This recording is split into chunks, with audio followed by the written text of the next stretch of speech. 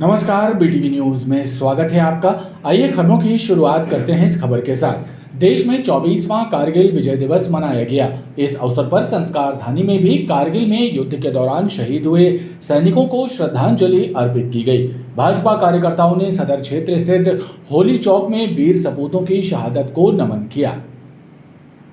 शहीदों का बलिदान याद रखेगा हिंदुस्तान। भारत माता की जय।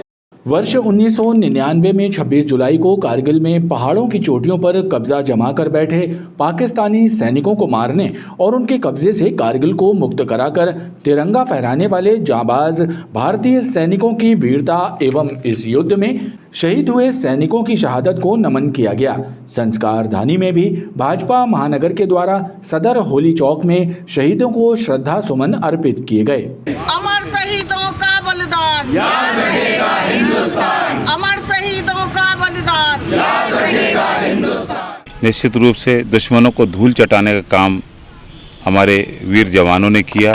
उसमें जो शहीद हुए उनको हम कारगिल के विजय दिवस के रूप में आज उनके चरणों में श्रद्धा सुमन अर्पित करने आए हैं। देश में जब कारगिल का युद्ध चल रहा था तब जिस जाबाजता से और जिस तरह से लड़ाई हमारे वीर जवानों ने लड़ी और अपनी जान की कुर्बानी दी है, देश उनका आज पूरा देश आज उनके चरणों में नमन कर रहा है, श्रद्धा सुमन अर्पित कर रहा है।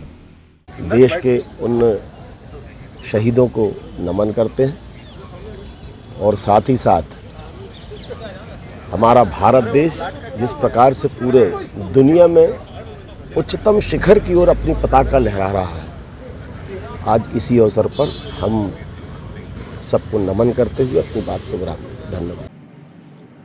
मध्य प्रदेश साहित्य अकादमी में चयन समिति न होने पर आपत्ति जताते हुए नागरिक उपभोक्ता मार्गदर्शक मंच ने समिति का गठन करने की मांग की है। मंच के सदस्यों ने बताया कि सूचना के अधिकार के तहत इस बात का खुलासा हुआ कि अभी तक किसी भी समिति का गठन नहीं हुआ है। नागरिक उपभोक्ता मार्गदर्शक मंच के प्रांतीय अध्यक्ष मनीष शर्मा ने बताया कि उन्होंने आरटीआई के जरिए जानकारी निकाली है कि मध्य प्रदेश साहित्य अकादमी की कोई चयन समिति गठित नहीं है, बल्कि किसी को भी एक्सपर्ट बना दिया जाता है। मूल्यांकनकर्ताओं के लिए कोई मापदंड निर्धारित नहीं है, लिहाजा संगठन ने मांग की है कि चयन समिति का गठन किया जाए और मूल्यांकनकर्ताओं के लिए पैरामीटर बनाए जाएं। हमने जब आरटीआई से जानकारी मारी तो उन्होंने हमको ये जानकारी दी, ना तो समिति बनाई जाती है, नहीं मूल्यांकन करता कोई पैरामीटर होता है। हमने इस संदर्भ में आपत्ति उठाई, पत्र लिखा कि पहले समिति का गठन होना चाहिए और मूल्यांकनकर्ताओं का पैरामीटर होना चाहिए और फिर उसके बाद जो कृतियाँ प्रविष्टि के लिए आती हैं उनका चयन होना चाहिए। अगर ऐसा नहीं किया गया तो समस्त मामलों को लेकर माननीय उच्च न्यायालय जाएंगे। वहीं इस मामले में उचित कार्रवाई न होने पर मामले को न्यायालय ले जाने की चेतावनी दी गई है। बरगी बांध के कैचमेंट एरिया में बारिश थमने के बाद डैम का जलस्तर घटकर 417.85 मीटर हो गया है। लिहाजा बांध के 5 गेट जो 0.80 मीटर तक खोले गए थे, उन्हें अब बंद कर दिया गया है। गौरतलब है कि 19 जुलाई को डैम का वाटर लेवल 418.45 मीटर था, जिसके बाद 5 द्वारों को खोलकर 530 क्यूमेक पानी की निकासी की जा रही थी और अब जलस्तर में कमी आने के बाद बांध प्रबंधन ने 5 गेट बंद कर दिए हैं। मणिपुर जल रहा है, मानवता तार तार हो रही है, लेकिन देश के गृह मंत्री अमित शाह कुछ भी सुनने के लिए तैयार नहीं है। ये आरोप लगाते हुए युवा कांग्रेस कार्यकर्ताओं ने गढ़ा गुलवा चौक पर गृह मंत्री का पुतला दहन किया। चौराहे पर देर तक मजमा लगा रहा।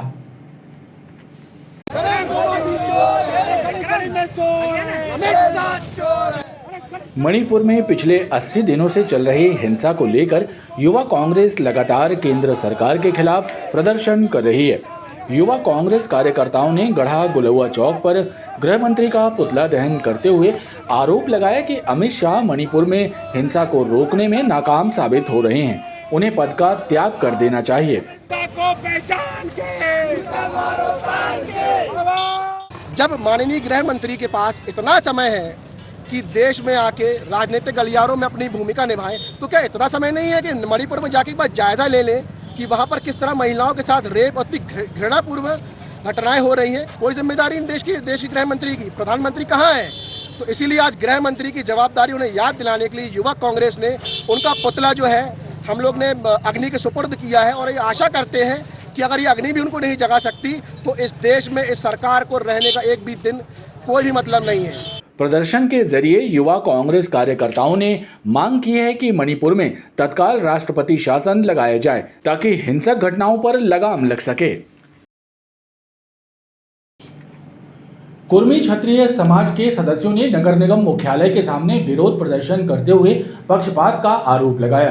प्रदर्शनकारियों ने कहा कि 2019 में मेयर एंड काउंसिल ने प्रस्ताव पारित किया था कि ITI चौराहे पर सरदार वल्लभ भाई पटेल की प्रतिमा लगाई जाएगी, लेकिन अब तक नहीं लग पाई।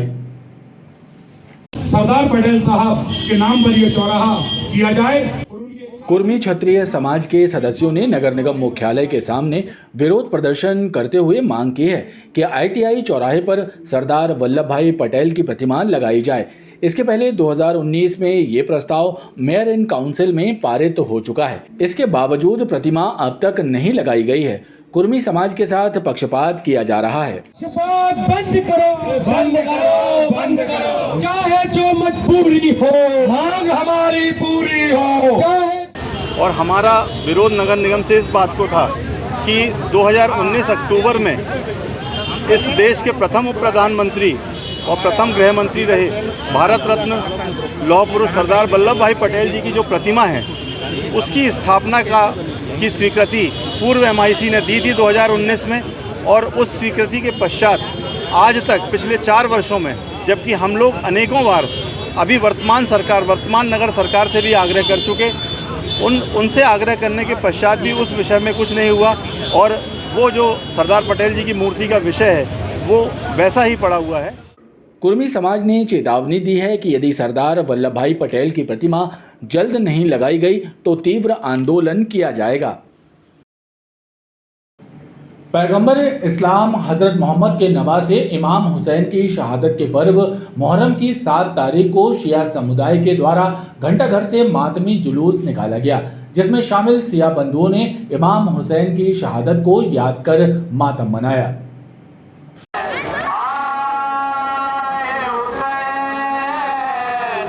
मुहर्रम की 7 तारीख पर सिया समुदाय के द्वारा घंटाघर स्थित मरहूम बाबा जाफरी के इमाम बाड़े से मातमी जुलूस निकालकर पैगंबर इस्लाम हजरत मोहम्मद के नवासे इमाम हुसैन की शहादत का मातम मनाते हुए उन्हें याद किया गया।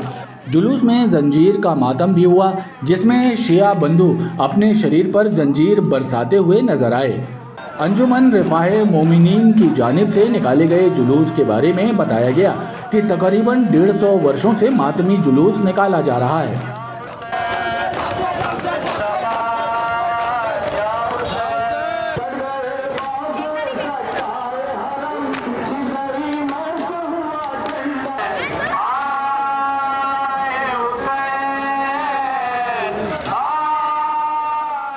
की शहादत की याद में ये हम लोग सब गमगीन होते हैं, क्योंकि नवासे रसूल का कत्ल कोई छोटा जुर्म नहीं है। इसलिए उसके फेवर में इमाम के कत्ल के सोग में हम लोग ये मातम कर रहे हैं, गम मना रहे हैं। और ये जो काले लिबास देख रहे हैं आप लोग, ये उसके ख़िलाफ़ हम लोग प्रोटेक्ट कर रहे हैं, एहतजाज कर रहे हैं। उस जुल्म के ख़िलाफ़ यजीद नामक शासक ने जो जुल्म किया था, उस जुल्म के ख़िलाफ़ ये कपड़े पहनकर हम लोग एहतजाज कर रहे हैं। मातमी जुलूस का समापन गलगला मुमताज बिल्डिंग इमाम बारगाह में हुआ। नशीले इंजेक्शनों के अवैध कारोबार में लिप्त फरार आरोपी रेहान सोनकर ने न्यायालय में सरेंडर कर दिया है, जिसके बाद रांची पुलिस ने आरोपी को रिमांड में लेकर पूछताछ की और रिमांड समाप्त होने के बाद उसे जेल भेज दिया। रांची थाना प्रभारी सहदेव साहू ने बताया कि कुछ दिन पूर्व नशीले इंजेक्शन का अवैध रूप से विक्रय करते हुए 2 आरोपियों को गिरफ्तार किया गया था। उन्होंने पूछताछ में खुलासा किया था कि वो नशीले इंजेक्शन रेहान सोनकर से लेते हैं, लिहाजा पुलिस ने उसकी तलाश शुरू की, लेकिन रेहान फरार हो गया था। वहीं बीते दिन उसने न्यायालय में सरेंडर किया था और उसके बाद उसको कस्टडी में लेकर पूछताछ की गई। अभी कुछ दिन पहले हमने 140 इंजेक्शन नशीले इंजेक्शन पकड़े थे, उसमें 2 आरोपी गिरफ्तार हुए थे। उन्होंने बताया था कि रेहान सोनकर नाम का व्यक्ति मुझे ये इंजेक्शन दिया था और उसी का इंजेक्शन को हम लोग बेचते हैं। वो रेहान कल माननीय न्यायालय में सरेंडर हुआ था। उसका पुलिस रिमांड लेकर के उसको गिरफ्तार किया गया है और उसको न्यायालय में पेश करके जेल दाखिल किया गया है। वहीं नशीले इंजेक्शन बेचने की फिराक में गोरखपुर में रेलवे मैदान में खड़े 2 युवकों को पुलिस और क्राइम ब्रांच की टीम ने दबोच लिया। उनके पास से 62 नग नशीले इंजेक्शन, 32 सिरिंज और 1350 रुपए बरामद हुए। क्राइम ब्रांच को मुखबिर से सूचना मिली कि हाऊबाग रेलवे मैदान के पास 2 युवक नशीले इंजेक्शन बेचने के लिए खड़े हैं, जिसके बाद गोरखपुर पुलिस और क्राइम ब्रांच की टीम ने मौके पर दबिश देकर उन्हें गिरफ्तार कर लिया। पुलिस के अनुसार पकड़े गए युवक नर्मदा नगर निवासी सुरेंद्र सोनी और महर्षि स्कूल के पास रहने वाला गिरीश विनोदिया है। उनके पास से फेनिरामाइन, मैलेट, पैकाविल, आईपी एविल, आईपी लीजेसिक और बुप्रे नोरफिन, आईपी व्यूपिन इंजेक्शन बरामद हुए हैं। एक तो जोगी मोहल्ला गोरखपुर का रहने वाला है सुरेंद्र सोनी, इसके कब्जे से नशीले इंजेक्शन जब्त किए गए हैं। और दूसरा राहुल उर्फ गिरीश विनोदिया, ये महर्षि स्कूल के बगल में एक मैदान है, वहाँ रहता है। इसके विरुद्ध भी 5/13 Madhya Pradesh drug control act के तहत कार्रवाई की गई है। नशीले इंजेक्शन जब्त कर दोनों आरोपियों को गिरफ्तार किया गया है। इनके कब्जे से भारी मात्रा में इंजेक्शन और सिरिंज जब्त किए गए हैं। ये इंजेक्शन बेचते हैं, लोगों को लगाते हैं इंजेक्शन और नवयुवकों को इनके द्वारा नशाखोरी कराई जाती है। पुलिस आरोपियों से पूछताछ कर रही है। गोरा बाजार बिलहरी क्षेत्र में नवनिर्मित मकानों के ताले तोड़कर नलों की टोटियां और अन्य सामान चोरी करने वाले 2 चोरों को पुलिस ने गिरफ्तार कर लिया है और उनकी निशानदेही पर 70,000 का मशरूका भी बरामद किया है। बिलहरी क्षेत्र में नवनिर्मित 10 खाली मकानों के ताले तोड़कर 2 चोरों ने उनमें लगा नल फिटिंग का सामान समेत अन्य कीमती वस्तुओं पर हाथ साफ कर दिया, जिसकी रिपोर्ट ठेकेदार चरणजीत ने गोरा बाजार थाने में दर्ज कराई। जिसके बाद पुलिस ने सीसीटीवी फुटेज खंगाले, जिसमें दोनों चोरों की तस्वीर मिली और उसी के आधार पर करौंदी में रहने वाले राजा सोनी रत्नेश चढ़ार को गिरफ्तार कर लिया गया। क्योंकि कुल मशरूका जो है 85,000 रुपये का था, किंतु जो सामान वो चोरी करके ले गए थे उसमें से एक बोरी उन्होंने कहीं छुपा कर रख दिया था, जो बोरी नहीं मिली। केवल 2 बोरी मिल पाई, जिसमें से करीबन 70,000 का मशरूका बरामद हुआ है और आज दोनों आरोपियों को माननीय न्यायालय के समक्ष पेश किया गया, जो न्यायिक अभिरक्षा में जेल दाखिल कराया गया। पुलिस ने दोनों आरोपियों को न्यायालय में पेश किया, जहां से उन्हें जेल भेज दिया गया है। खबरों का ये क्रम लगातार जारी है, आप देखते रहिए BTV न्यूज।